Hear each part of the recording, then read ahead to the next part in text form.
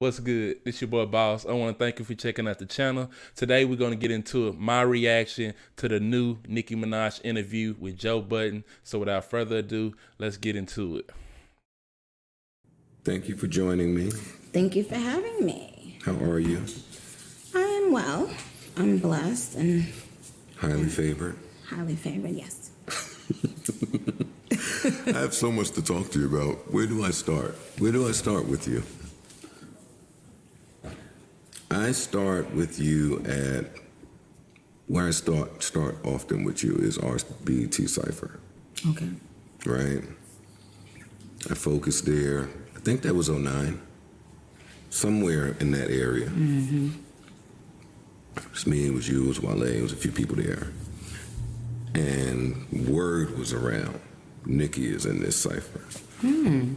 Yeah, word was around. Before we go any further, I just want to say that I think it's comical how Joe Budden wants to start this interview off talking about or inserting him into this conversation when it's supposed to be about Nicki Minaj. Even though I know this is a starting point to kind of push the interview and get the interview going, I just think it's comical that he did have to be the narcissist Joe and talk about himself.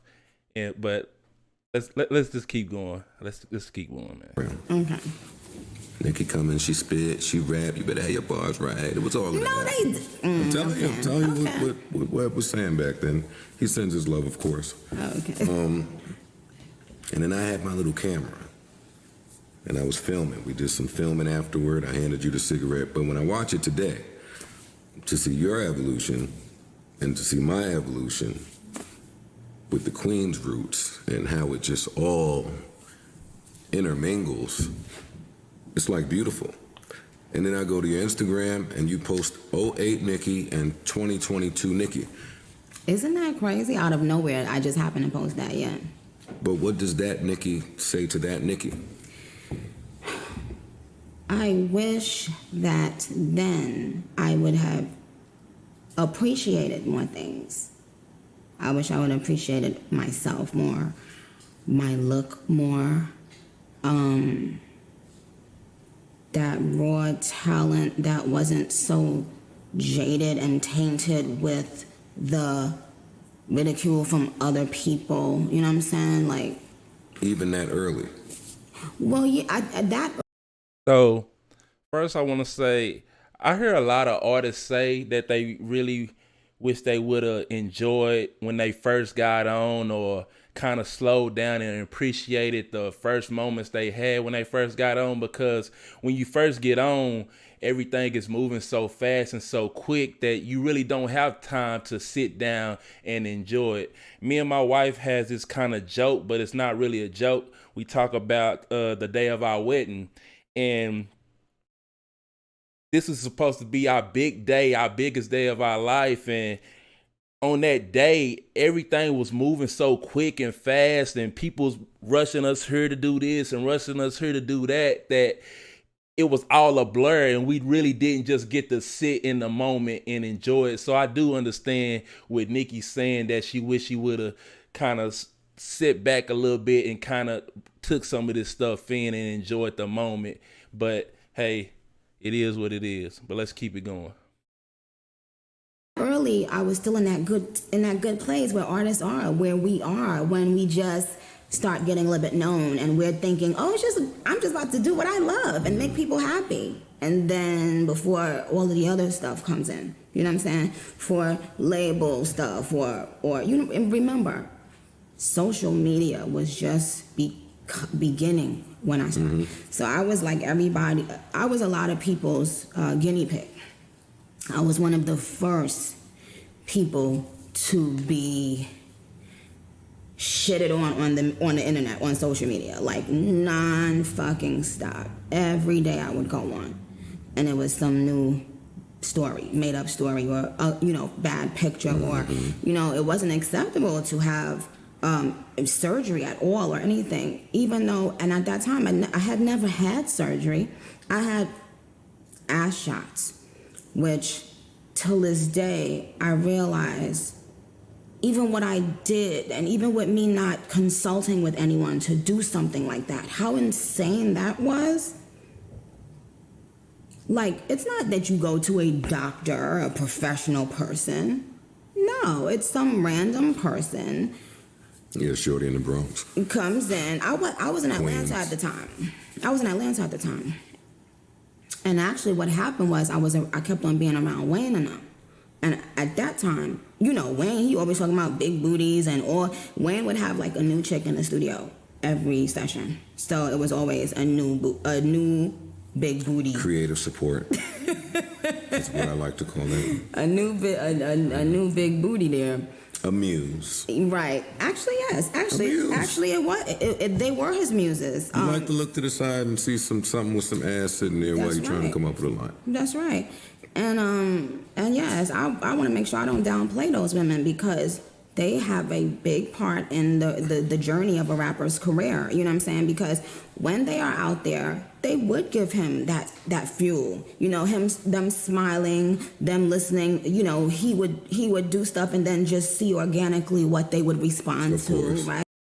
So I do agree with what she's saying when you hear a lot of these rappers having these studio sessions and having all these beautiful women in there or having they niggas in there and they just using the people that's in the studio and around them and bouncing, not maybe ideas, but using them as inspiration, kind of looking at them, trying to get feedback and see if they feeling what you actually spitting in the booth. But at the same time, I used to rap. I never really liked being around a lot of people when I'm creating my music. I'm like solo dolo, one deep like zero. I like to be to myself, to my own devices, coming up, creating my content and my music. That's how I liked it. But I do hear a lot of people saying that they like to have a lot of people around. I guess they like to feed off that kind of energy. But at the same time, I feel like you can get a lot of negative energy when you got a lot of people around too at the same time.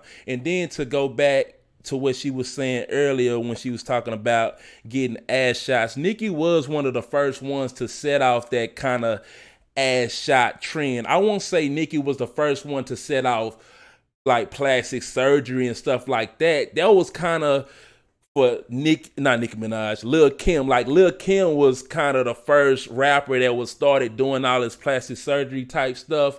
And Lil Kim said she did that because of domestic violence. Let's just say that. She said that's the real reason why she do that. But at the same time, I kind of feel like it's a little bit of self-hate there too, because she used to date Biggie and be in love with Biggie, and a lot of people that she said they used to talk down on her and belittle her, so she never felt good or worthy enough, so she started fucking with her face. And once you start that thing, it's really no closing that door. You just gonna keep going and going until you get to a point where we don't even recognize you no more. So I do agree with what she's saying about being influenced and people saying that you might not be as hot as enough or you might not got a big enough butt or something like that. Women do fall to those pressures and social norms. So let's keep it going. Right? All of those things. So they were his muses, but I just was around them all the time, and I was like sister. I was like the little sister with Wayne and Mac and all these boys, you know, J Mills and Gutta and all of them, and all I would hear them talking about is big butts. And I didn't feel complete or good enough, good as them, as those girls, because I'm like, oh my God, you know, this is what you're supposed to look like in the rap culture, and I don't look like that. And now. But that was you telling yourself that, and not anyone else saying that to you. No, yeah, they never told me that. Well, no, I'm lying. I think they said stuff sometimes jokingly. Jokingly. But to a young girl or up-and-coming rapper or anything like that, when it's from someone like Lil Wayne, it matters, you know, like, so even if they're joking, they don't know that the person that is there in that room with them is not finding it funny. They're thinking that And this now that I'm older, I understand. Sometimes you'll say something in front of someone and you're thinking that they know that they're pretty, or they know that they're smart, or they know that they're talented or whatever. You're thinking that this is what this person thinks about themselves, so you'll say certain things around them or to them. But a lot of times you don't know how insecure a person is or what their insecurities are. So when you say certain things, if around women especially, you can never take them back. And I do agree with what she's saying. You really do have to watch what you're saying when it comes to women, because they really are insecure. And I won't just put it on women. It's men and women are insecure about a lot of things. And when you're around other people and other people have these influences on you, or these people might be people that you look up to, you take heed to what they telling you. And me and my wife was having this conversation the other day because one of these YouTubers that she follows, it's a Mexican girl, and she makes kind of a lot of Mexican dishes and stuff, and she's popular on YouTube. I think she got about a million YouTube subscribers. Well, she got her breast done, and now, like I said, once you open that door, you keep going down that path. She got her breast done. Now she moving on to getting a BBL. And I feel like a lot of girls really don't want this stuff. I feel like they fall into the social media pressure of seeing all these millions and millions of girls on the Explore page, and it's in your face every day when you scrolling, you just seeing these girls with these perfect bodies and you sit here looking at yourself like, damn, how am I going to compare to them? I don't compete with them. So in turn, those insecurities start fucking with them. And here they go. They start thinking, maybe I should get a BBL. Maybe I should do something to my nose and shit like that. And that's one thing I don't envy with when it comes to women, because I feel like they do got a little bit more pressure when it comes to their peers and trying to keep up and be on the same playing field with other women. But some men have that same thing to the same degree, but not so much as it is with women. But let's keep going. You know what I'm saying? So where they might have been playing with me, probably thinking, oh, she's confident, she's good in her own skin, da-da-da-da. They don't know probably that I always had that insecurity. Mm-hmm. So they're just joking. They didn't mean any harm, but it wasn't a joke to me. I was laughing, but I didn't find it funny. And that was the experience then. I asked because today it almost seems like there is a female rapper starter kit. Thank you. That you have to have before you come in. Absolutely. I try to stay out of women's business, but it's rappers' business. And that's the thing. So what do you think about even the evolution of that? From it being a joking thing to Wayne saying it to you to now would be like, all right, we can't even, it don't matter that you can spit. It don't matter that you look great, you feel great. For us to back you, you gotta. You know what it is, Joe? And before she go on and say how she feel about that, I forgot to mention she was the kind of like the prototype, or she did kickstart. Once she popped off, I felt like every girl rapper that came after Nicki felt like she had to meet that mold of a Nicki. She had to look beautiful. She had to have a banging body. She had to be able to actually rap. I feel like a lot of female rappers, not so much for today, but early on, like when Nicki came in, you had to meet that prototypical mold or people wasn't fucking with you. Now you have other girls that might not have a banging body like a Rico Nasty. And I'm not saying Rico Nasty don't have a beautiful body. That's not what I'm saying. Rico Nasty has like a regular girl's body, a normal girl's body. She's not the prototypical body that a lot of niggas love and salivate over. But her rhyme and her unique style is what put her on. You got Cardi B. Cardi B kind of is in that same mode as a Nicki. You got Rhapsody, which she's coming off pure bars. People love her for her pure bars. So now you have more girls being able to come into the game and get on because of their bars or they specific unique look and not the prototypical beautiful face, fat ass, big titties and shit like that. That kind of mold that Nicki ushered in. But let's keep it going. I don't think it's the men really anymore, especially. I think it's the women. I think it's the girls, what their perception of a female rapper is. And they think this is what I have to look like. You know, like I remember I would never see any female rapper wearing pink hair. Pink hair became a part of that starter kit. Every female rapper will put on a pink wig at some point. And I remember that was just the Nicki Minaj thing. That's why when I said pink wig, thick ass, it was, oh, that's a iconic Nicki Minaj line because that's what she wears. Now it's everybody, pink wig, thick ass, right? Do you hold yourself accountable for any of it? Yes. And I used to say, well, because I was one of the first people saying, oh, I'm not these people's parents. But now I get it. I look at it from a different perspective now because superstars inadvertently become role models. No.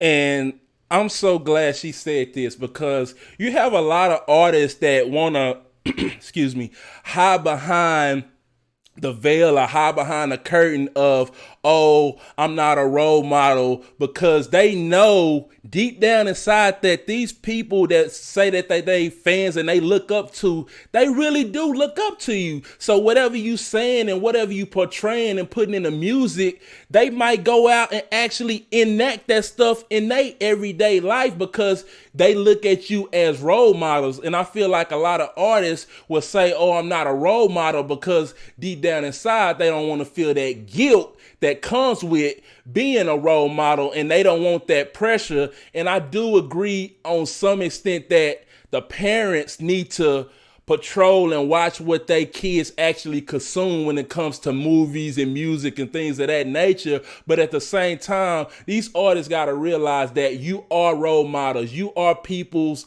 heroes and people, they look up to you. So you got to really watch and be careful what you portraying and putting out into the ecosystem, because people gonna eat that shit up like gangbusters. But let's keep it going. No matter what, you can be the weirdest druggie in the world. If they like your music, they're listening to it over and over and over. It's programming. And they might try some of those things they hear you talk about. I remember I had a conversation with Future one time in the studio, and he said something that I will never forget. And he laughed while he said it. He was like, yeah, you know, people be thinking I do so many, like people be thinking I'm really doing a lot of drugs because I rap about it all the time. But they don't even be knowing I'm a lightweight. See, I'm so glad, like, normally I have a real critique with Nicki, but Nicki is spitting bars right now, and I'm glad she brought this to the forefront. I really have a problem with people like Future. I am Future Hive. I fuck with Future, but at the same time, I don't like hypocrites. Future is one of these people that was putting out the sipping lean, popping perkies, when what's the drug?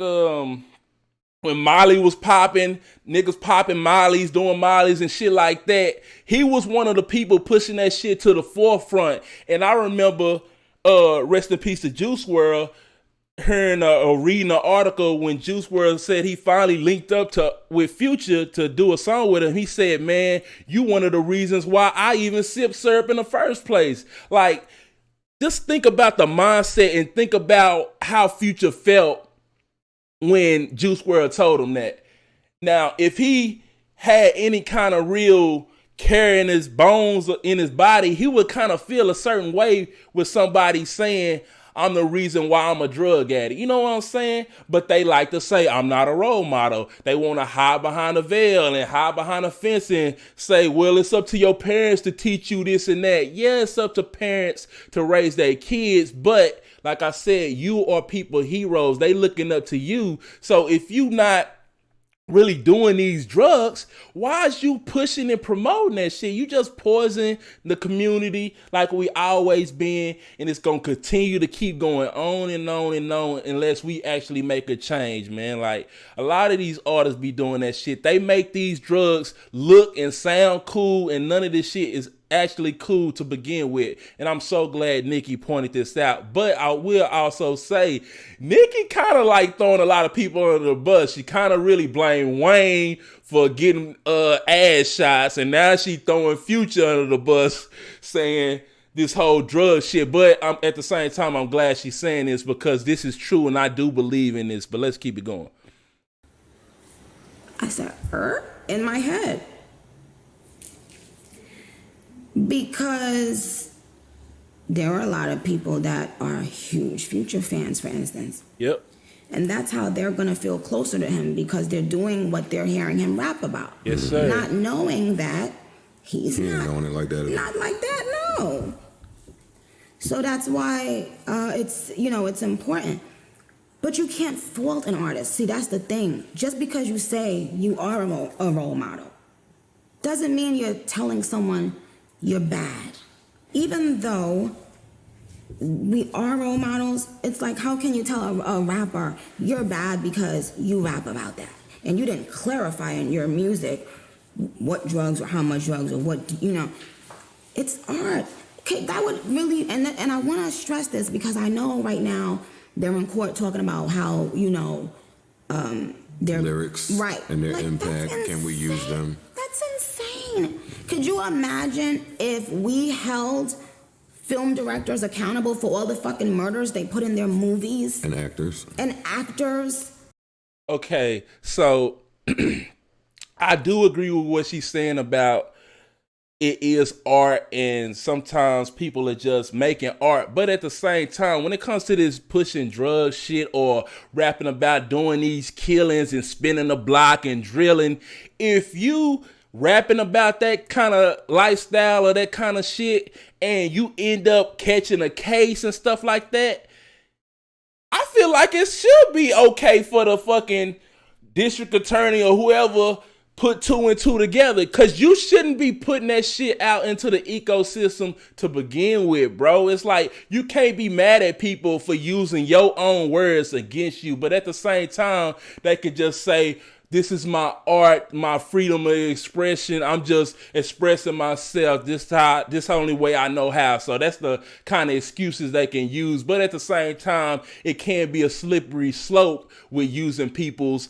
lyrics, because take a artist like Lil Tecca, for instance. When his first song came out, I think it was called Ransom, he talking about guns and all that, and then he do the Genius interview and talk about he don't really do any of that shit. So it's just like a catch-22. So if you don't do that shit, why even rapping about that shit? I know it's hard for people to actually get on and appreciate people when they didn't come from the hood or they didn't catch a body and shit. And that's what's really sad about hip hop. I wish it was more diversity and people actually accept the people for being the regular normal human beings that they are. But let's keep it going though. Can you imagine, and the director of the movie, and who actually wrote that line right here in this? Because whoever wrote that, what? Okay, I'll offer some pushback. Okay.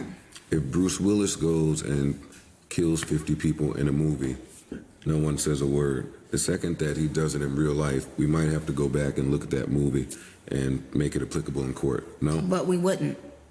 We wouldn't. Rap is the only genre of music, first of all, in my opinion. Rap is the only culture that from the beginning of time has been vilified. Like, from the very beginning, we have been treated like the bad guy. I do agree with her, but at the same time, let me give a rebuttal to that. It's been vilified and looked like that because rap is supposed to be your actual story. So when people coming out and going in the studio and putting these bars down and saying they doing this, they smoking on this side, they spent a block. Rap is supposed to be real. It's supposed to be authentic. It started off being authentic. It started off with rhyming words, being authentic, your true authentic self. And then it went into gangster rap. And then it went into drug rap. And then it went into real people in the streets. Like, these niggas talking about they doing this. That's my life. I'm really out here doing this shit. Let me go in the booth and spit this real shit since they over here being fraudulent. And that's where the game got fucked up, because once the real niggas in the street start seeing people talk about their everyday life that they actually doing, the game got fucked up. And that's why you got people actually being authentic and being scared. And that's why they vilify us as hip hop artists. But this is where I'm going to end it right here, man. I want to say I thank y'all. I appreciate y'all for checking out this video. This is just my quick reaction to this. If you like this, I will do more. Let me know how you feel about the reaction down in the comments below. Make sure you hit that like button, hit the subscribe button. Don't forget to hit the bell notification so you know when your boy drop a new video. I'll catch y'all on the next one. I'm out. Peace.